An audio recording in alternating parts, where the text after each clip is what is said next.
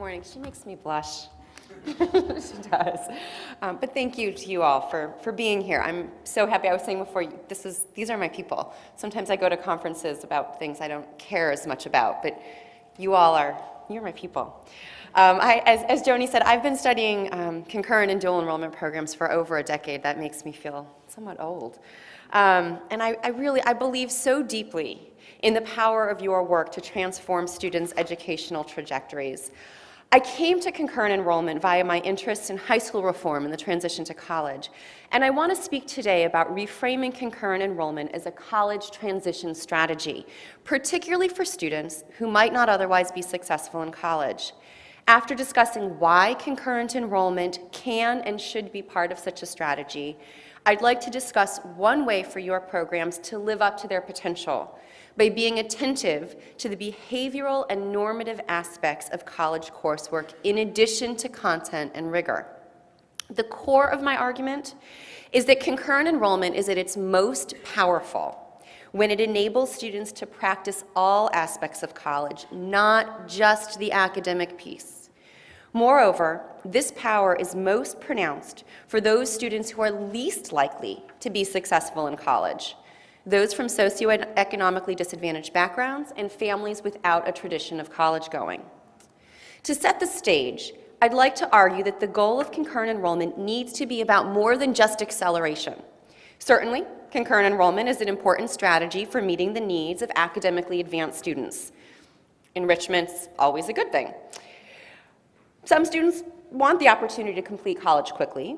Some families need the financial benefits that such acceleration can provide. But academically advanced students, and particularly advanced students from advantaged families, are likely to be successful in college with or without concurrent enrollment. They are likely to do okay regardless of what we do. That doesn't mean it's not great for them individually to participate, because it is.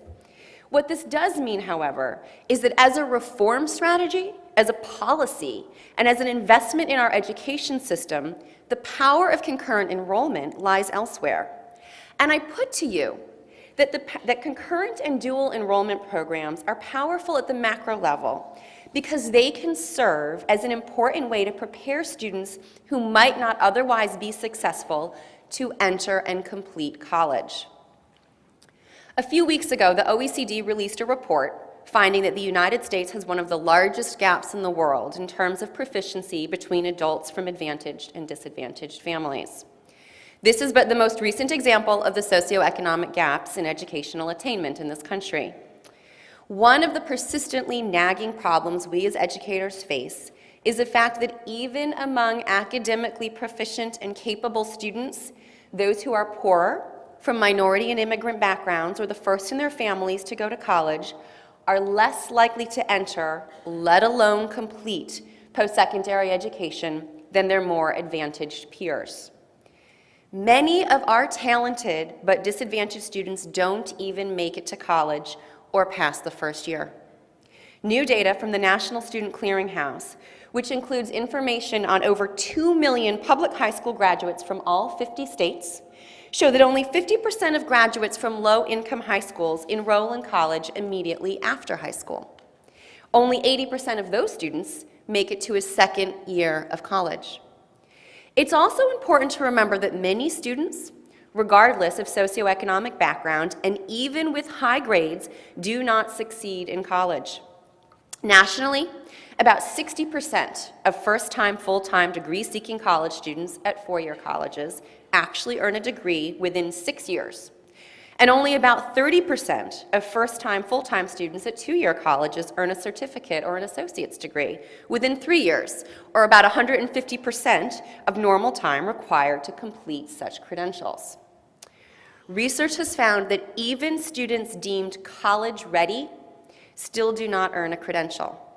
In other words, our college completion problem starts early, when students first enter college, or even before. And while the problem is most pronounced among our most disadvantaged students, it's widespread. Reconceptualizing concurrent enrollment as a transition mechanism reminds us that these programs, your programs, can be an important tool in helping students on the margins enter college and ultimately give them a greater likelihood of earning a post-secondary credential. Helping students who would otherwise not be successful in their educational pursuits is an urgent need and the focus of both secondary and post-secondary reform efforts. Happily, there's a growing body of evidence that concurrent enrollment can be a powerful transition strategy. Studies consistently find that dual and concurrent enrollment participation is related to greater rates of high school graduation, greater rates of transition into college, greater rates of post-secondary persistence, and the accrual of more college credit, even after variables such as prior academic achievement is taken into account. For example, poor students with grades that qualify them to participate in concurrent enrollment who actually participate are more successful in college than students with similar grades and backgrounds who do not. Although I have to note that most studies don't differentiate between the concurrent enrollment model that you all run in your programs and dual enrollment more broadly. So that's the good news. And it's why I so eagerly continue to study concurrent enrollment and why I so frequently argue that of the many secondary, post-secondary reform strategies out there, it's one of the most promising. But there's a catch. Not all dual or concurrent enrollment is created equal. Some concurrent enrollment experiences are more powerful than others, and that power lies, we think, in a surprising place.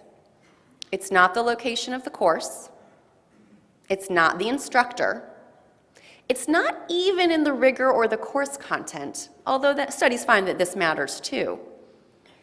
It appears that much of the power of dual and concurrent enrollment to improve the college transition lies in the course environment, expectations, and norms, what we refer to as authenticity. In other words, for concurrent enrollment to best help students transition to college, courses need to feel like college. That means they need to move beyond rigorous content to requiring students to experience the same norms and expectations as experienced by students in quote-unquote regular college courses. College is different from high school. As a qualitative researcher, I spend a lot of my time listening to teachers and students. In doing so, it becomes clear that college success is about much, much more than the ability to write a research paper or read Shakespeare or do calculus. Listen to what these students, some in concurrent enrollment programs and some newly enrolled in college, have to say. When you're coming straight out of high school, you have somebody telling you what to do and how to do it and when to do it. And then you get to college. When I went the first time, they never told me anything to expect, so I didn't know what to do. And now it's like, I got one class and then I'm done for the whole day, so what am I supposed to do? I don't know what I'm supposed to do. I've never been to college. Over and over, students tell me that college is new. It's different. It's hard, not just in terms of course content, but in its mystery. What instructors expect, how to get the work done, how to feel at home in this place we call higher education. This sense of confusion and frustration is particularly strong and poignant when talking to first-generation and low-income students, because it's these students who, by virtue of the families they were born into and the high schools they usually attend, are least likely to know what college is really like. Sociologists describe the process of learning to enter a new social position, like moving from high school to college, as one of learning to enact a new social role. You have to learn to play the part and figure out what's expected of you in terms of behaviors, attitudes, values, and ways of interacting with others. Usually, when we enter a new role, we learn about it through formal means like an apprenticeship or informal interaction, such as when parents teach young people how to behave appropriately. New college students have to learn to play their part. Some students have lots of ways to learn about their new role, such as parents who can teach them about college or high school-based opportunities to see what college is really like. But other students lack those resources. Their parents may not have gone to college. Their high school may not send that many students to post-secondary education. Research tells us that potential college students, particularly those from minority, low-income, and first-generation backgrounds, but really all potential college students, have little understanding of what will be expected of them in terms of their behaviors and attitudes once they get to college. Moreover, high school staff often do not know about or do not communicate post-secondary expectations to their students. And here's the rub. College personnel have clear, but often unspoken, behavioral expectations for their students. Like any social situation, colleges have unwritten rules that students are expected to follow. Students who don't learn these unwritten rules are likely to receive negative feedback, to feel uncomfortable, to be unsuccessful, and in many cases, just leave. Without clear guideposts, helping students to understand what is expected of them, student success is inhibited. This is the potential power of concurrent and dual enrollment. Authentic concurrent enrollment enables students to learn about these unwritten rules. More importantly, it enables them to practice them so that when they do matriculate into college, they can live up to the expectations that await them. To understand the power of dual and concurrent enrollment, one needs to understand that every day, college personnel hold their students to these unspoken but very real expectations. More importantly, one needs to recognize that these expectations are fundamentally different in nuanced but important ways from the expectations to which high school students are held. And one needs to understand that we do our students an immense disservice when we hold them to expectations and standards that they don't even know exist. It's also important to recognize that those of us who choose to remain in education intuitively understand these rules, and we usually don't even realize that we're following them or that we're expecting our students to do the same. Just because these rules are obvious to us, though, doesn't mean that they are to others. Helping students prepare for college success means helping them understand the expectations to which they will be held upon college entry. They never told me what to expect, so I didn't know what to do.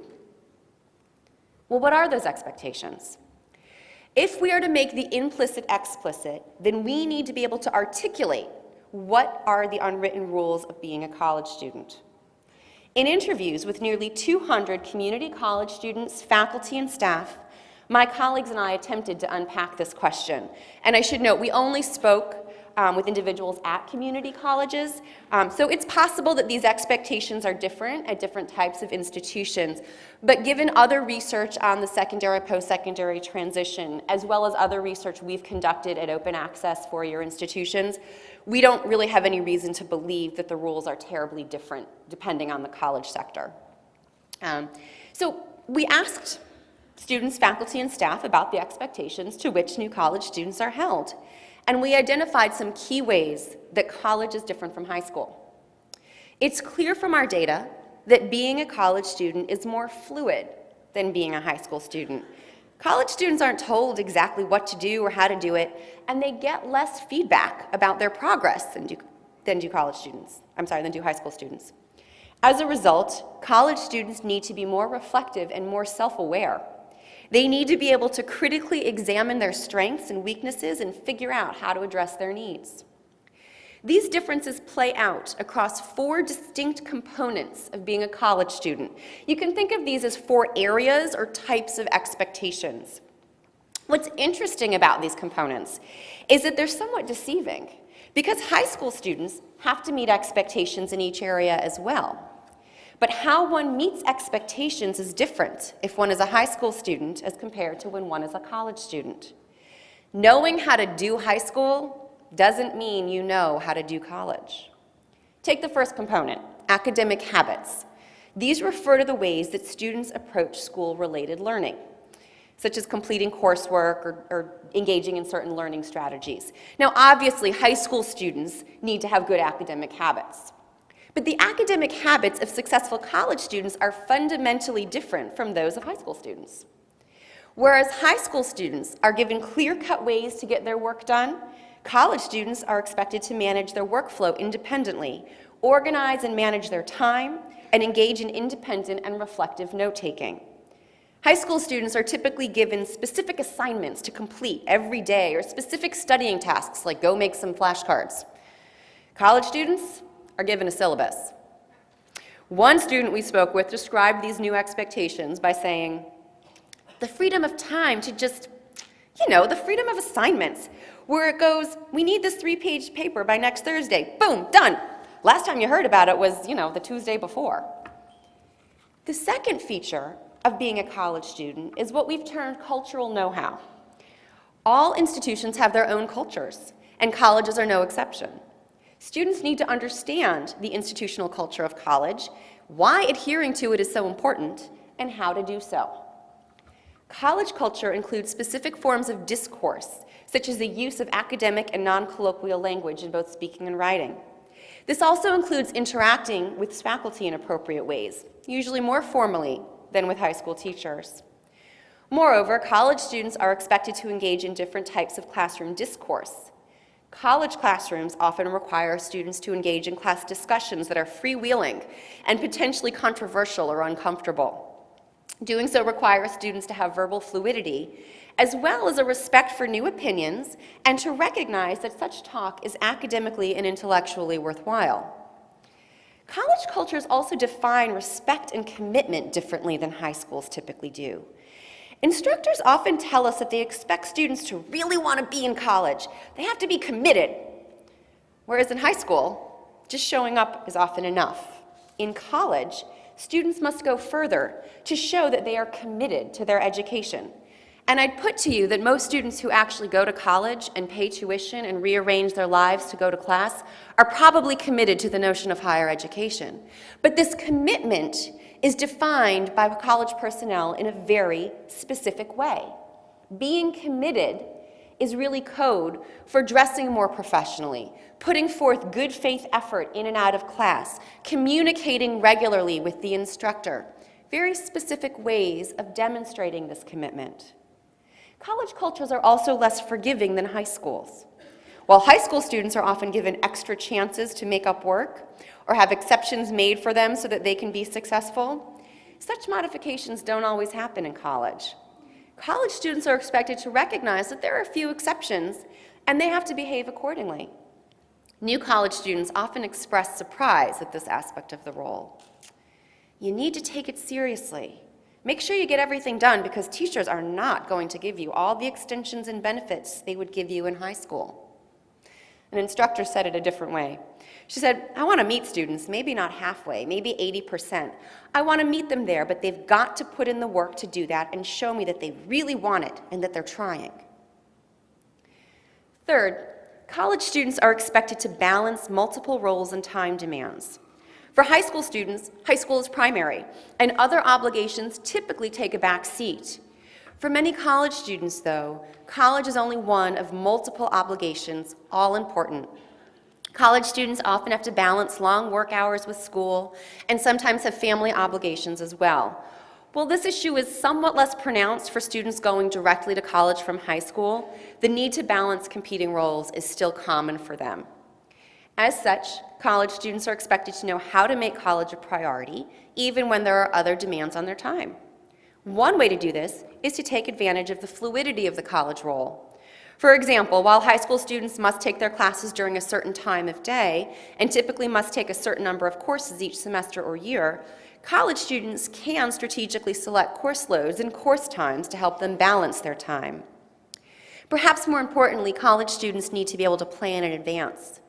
Doing so requires a highly developed ability to reflect on one's own needs and act accordingly. Said one student, I need to have a plan because I'm very spontaneous and I go with the flow type thing. That's a good mentality, but you also always need a plan. And I've realized throughout this year and a half, I needed a plan from the get-go. Because if you don't have a plan, if you're just like doing whatever, then you might go out of these 2 years with not much of what you really wanted. Finally, college students are expected to engage in new forms of help seeking. In high school, help usually comes to the student. In college, students must proactively seek out help. It's college. They do everything. They have the learning center, the tutoring center, they've got the library, they've got all these computer labs. I mean, they offer everything. You have to figure it out on your own, though. Said an instructor, I am not going to be the Wizard of Oz and know everything. I'm just going to steer the student and tell you what steps you may want to take. Self-directed help-seeking of the type I just described is a defining characteristic of being a college student. In college, students who don't ask for help are unlikely to get it, and therefore unlikely to be successful. But to engage in this type of help-seeking, students need to be able to identify what they need, students need to know where to get it, and actually follow through on seeking that help out. They need to be able to reflect on their weaknesses and identify the type of help they might need before it is too late. Then they need to know what resources are at their disposal. And given that most colleges have multiple resources for students, this means that students have to figure out which resources will be useful for any given problem. And after they've figured this out, they need to take the initiative to seek out that resource and actually use it. So college is different from high school. And unless students learn about these differences, they're likely to struggle. You might ask, can students really learn these things via concurrent enrollment, especially since concurrent enrollment occurs at a high school, not on a college campus? To which I answer, yes. In one study I conducted, I asked students at the beginning of a concurrent course to describe what it means to be a college student. I asked them again at the end of the course.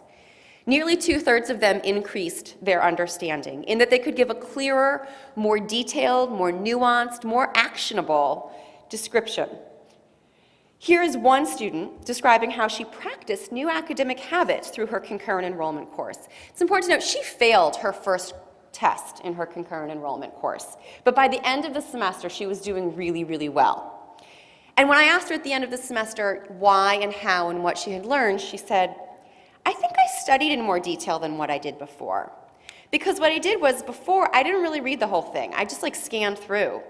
Instead, I need to break down the studying time and just do it little by little.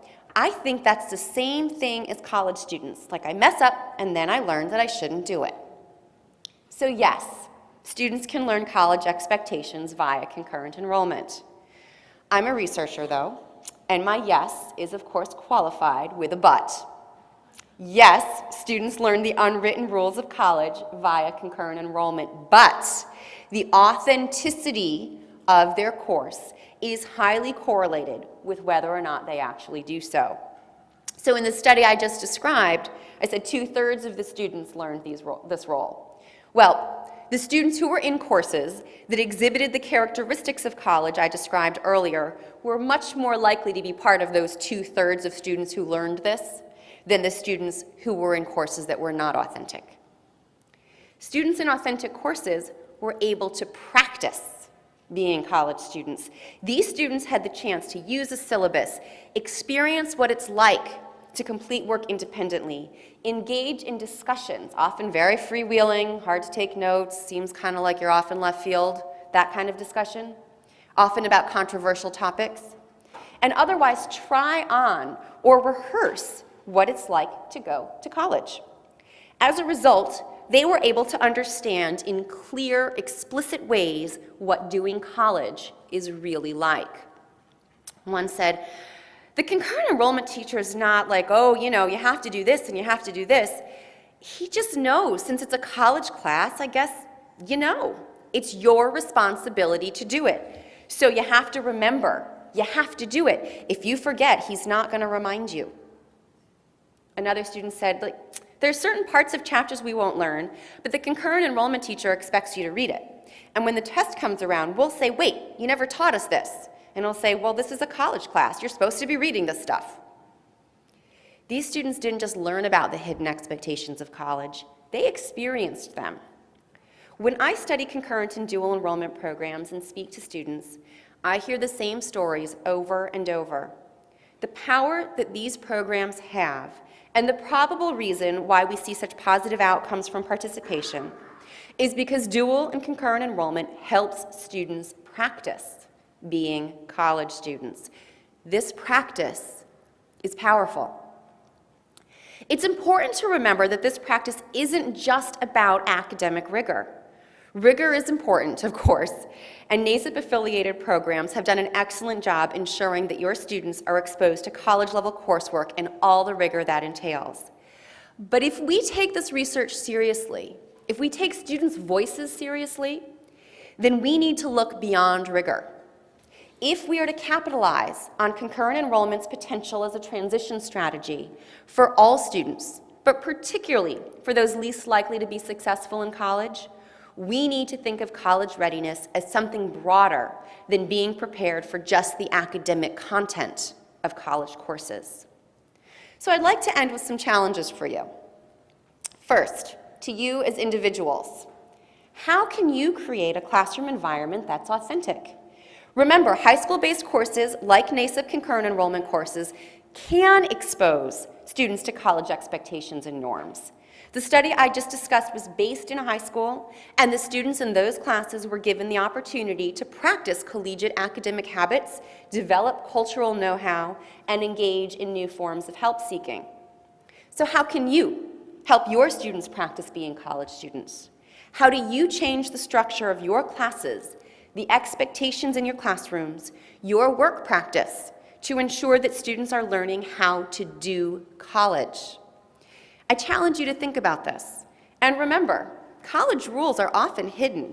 So you may think you're creating a college environment, but you might not be. Or you might be, but you aren't communicating that to your students. I challenge high school and college partners to work together to identify the key norms and expectations held by faculty at your college, which may be different from the ones I just outlined, and find ways to integrate them into your high school-based courses. Work together to ensure that your courses are authentic not just in content, but in tone, expectation, and environment. Allow your students to practice being in college, not just doing college-level work. Second, a challenge to you as an organization. NASIP has standards for educational quality in terms of rigor and ensuring that concurrent courses are college-level work. Compared to where this field was a decade ago, this is remarkable progress, and I congratulate those, particularly those of you who have been here for a long time, but all of you. But given what we now know about the entirety of the college experience, I have to ask you, is rigor enough? If college success is predicated on other non-curricular and non-pedagogical factors, does NASIP accreditation ensure that students are receiving the same experience in a concurrent enrollment course as they would on a college campus? I challenge you as an organization to think about whether or not it's worth encouraging authenticity, as I've defined it here, as part of your process, perhaps even as another standard of accreditation. To some extent, this will benefit your organization. If concurrent enrollment includes the norms and expectations that happen on a college campus, as well as the rigor, it'll be that much harder for receiving colleges to question the status of credit earned via your programs. It would also differentiate concurrent enrollment from other high school-based acceleration programs such as AP, because those programs tend to focus solely on college-level content, not the entirety of college readiness. But at the end of the day, ensuring that your programs are authentic will benefit your students. And isn't that what it's really about? Helping your students practice all aspects of college is a powerful way to increase the likelihood of their future success. It's particularly important for first-generation and otherwise disadvantaged students, but it's important for all of them, really. Colleges have hidden rules. Unmasking those rules helps students. Students tell us that it is the unmasking process that makes concurrent and dual enrollment so formative for them. They never told me what to expect, so I didn't know what to do.